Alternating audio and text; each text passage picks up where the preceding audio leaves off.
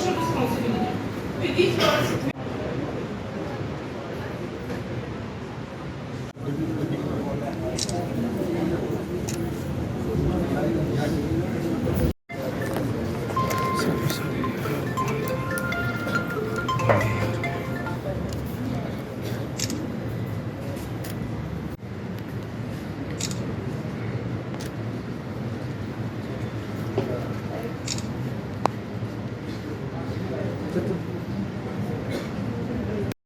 हमारे महापुरुष बापू गांधी के साथ साथ chairman district legal services authority Jammu, दूसरे यूपी के रहने वाले थे। दोनों के सिद्धांत असूल हम सब के लिए, हमारे आगामी जीवन के लिए, हमारे भविष्य के लिए बहुत ही लाभकारी है। जैसे कि चेयरपर्सन ग्लोबल फाउंडेशन, उन्होंने अभी आप सबको अवगत किया और गांधी जी के कुछ सिद्धांत के बारे में बताया।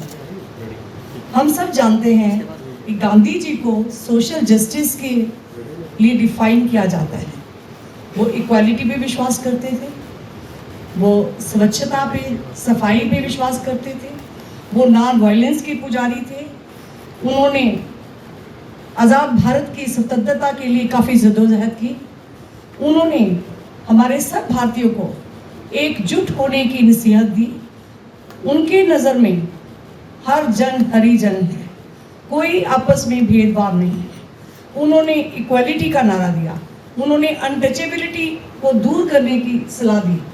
उन्होंने सबको एक रास्ते पे चलने के लिए सिखाया कि ऑफिस हो, घर हो, समाज हो, कोई भी द्वेष ना करे, कोई जात पात की बात ना करे, क्योंकि हम उसी हरि भगवान के एक बाशिंदे हैं, उसी के बनाए हुए इंसान हैं।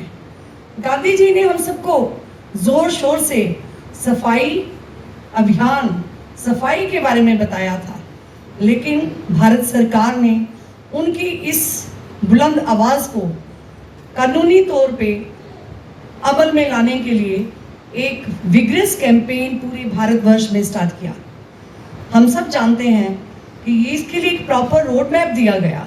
क्लीनिनेस एक्ट तो बहुत पहले से हुआ, लेकिन जब तक हम सब अपनी मानसिक स्थिति में बदलाव नहीं करेंगे, अपने आसपास सफाई का आंदोलन नहीं चलाएंगे, अपने घरों को, गलियों को साफ नहीं रखेंगे, अपने घरों का कूड़ा दूसरों के घरों के सामने, सड़कों पे, नालियों पे ना फेंकेंगे।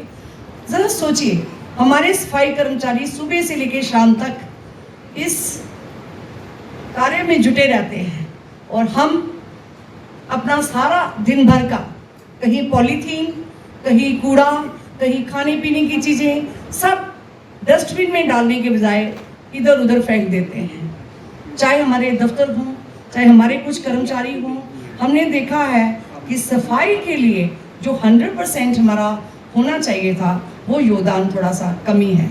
इसलिए मुझे लगता है कि हमें नहीं भूलना चाहिए, कभी पिछले कुछ दिनों में महामारी जैसे दौर का हमने सामना किया।